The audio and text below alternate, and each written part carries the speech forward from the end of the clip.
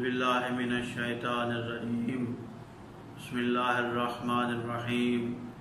क़ाल अल्लाहु तआला फ़िल क़ुरानिल करीम वइज़ यरफ़उ इब्राहीमुल क़वाइद मिनल बैति व इस्माईल रब्बना तक़ब्बल मिन्ना इन्नका अंतस समीउल अलीम।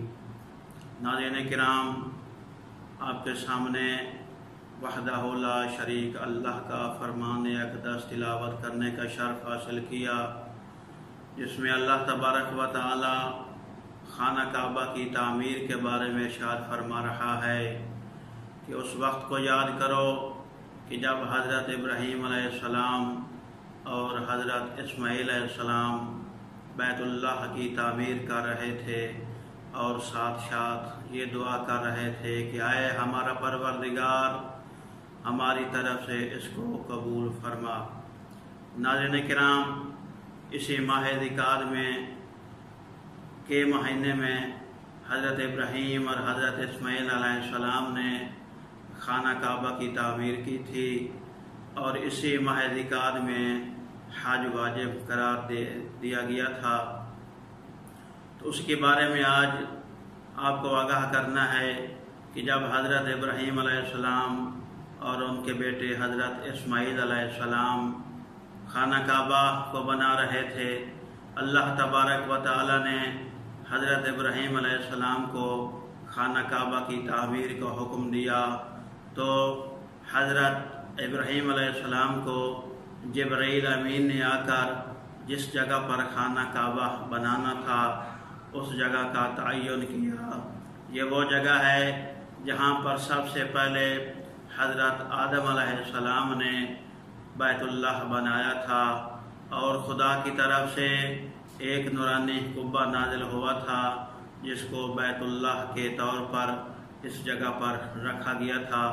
तो उसी जगह को ही हज़रत जिब्रील अलैहिस्सलाम ने हज़रत इब्राहीम अलैहिस्सलाम को बताया कि इसी जगह पर खाना काबा को तामीर किया जाए। तो इसी माह ज़िकात में इस बैतुल्लाह की तामीर की गई। तो उसी की तरफ अल्लाह तबारक व तआला इरशाद फरमा रहा है।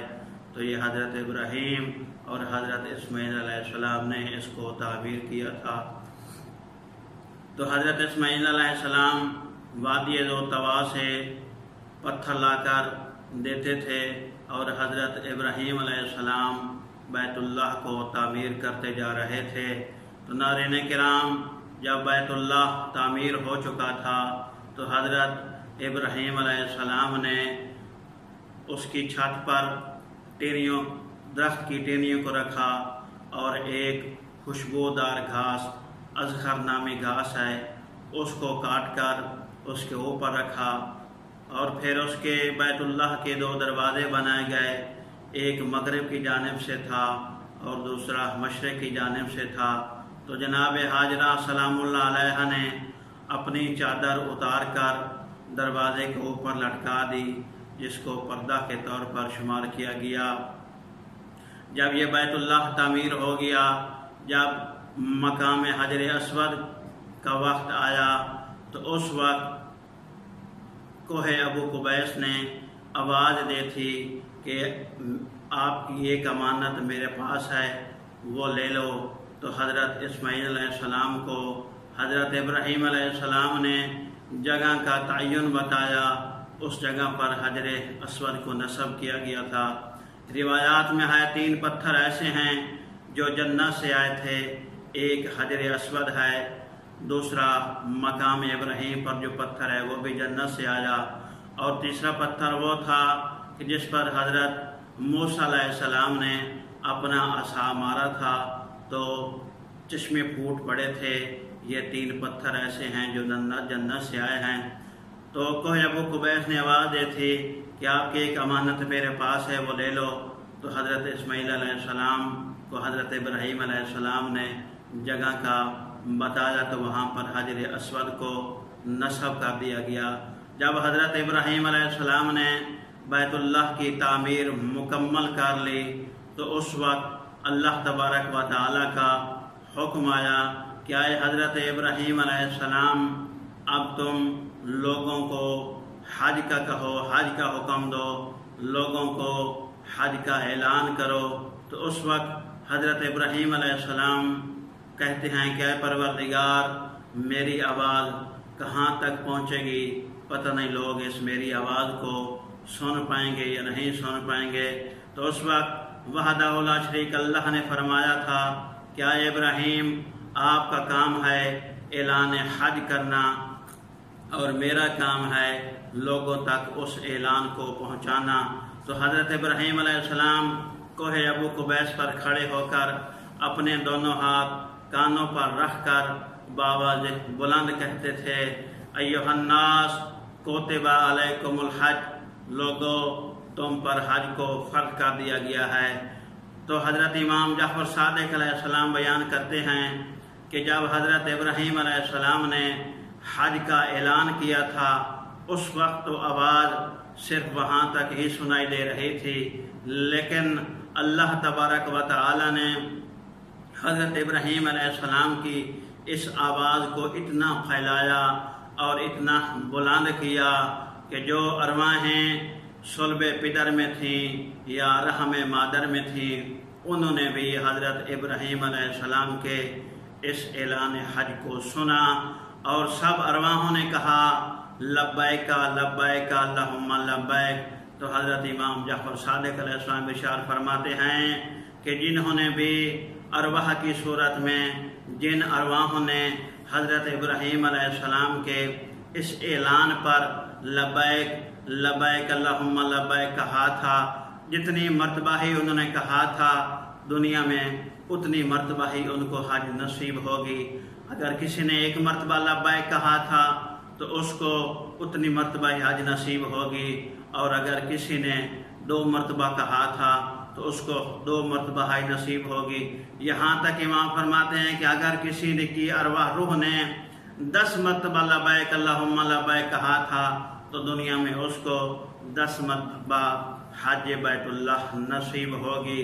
تو حضرت ابراہیم کے اس اعلان کو اللہ تبارک و تعالی نے اتنا پھیلایا کہ ارواحوں نے بھی اس کو سنا۔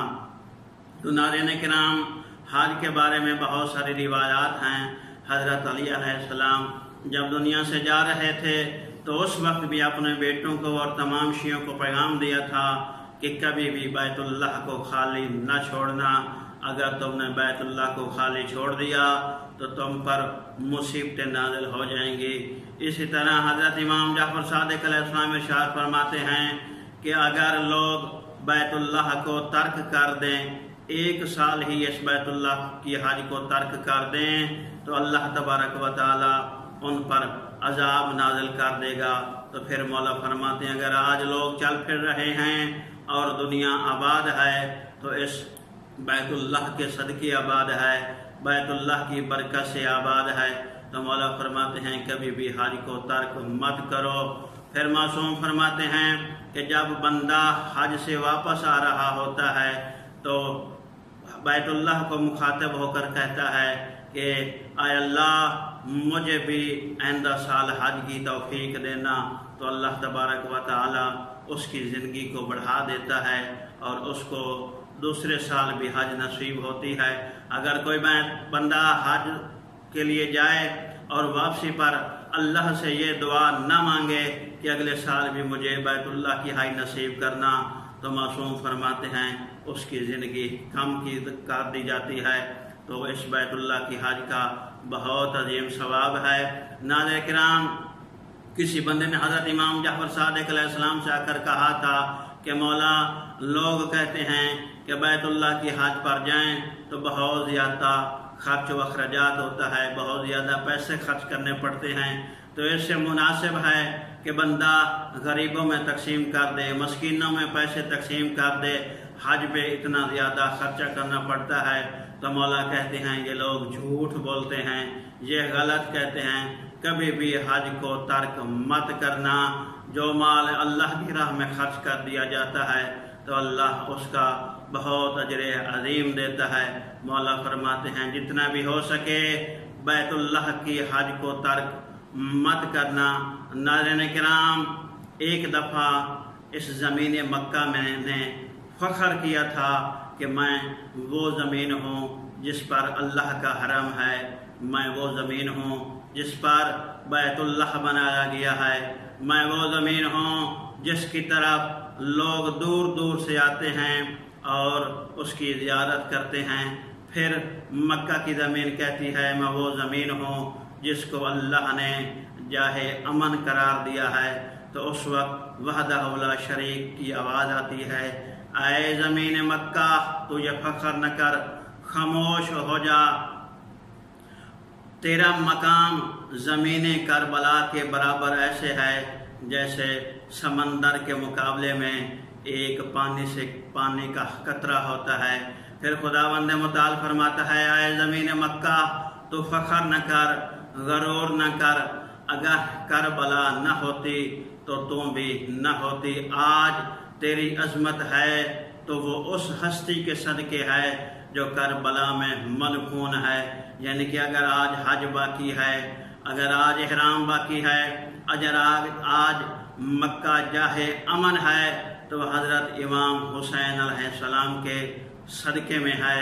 تو پھر اللہ کہتا ہے خاموش ہو جا، فخر نہ کیا کر، زمین کربلا کی بہت عظمت ہے، اسی کے صدقے ہی اللہ نے تیری عظمت کو بلند کیا ہے۔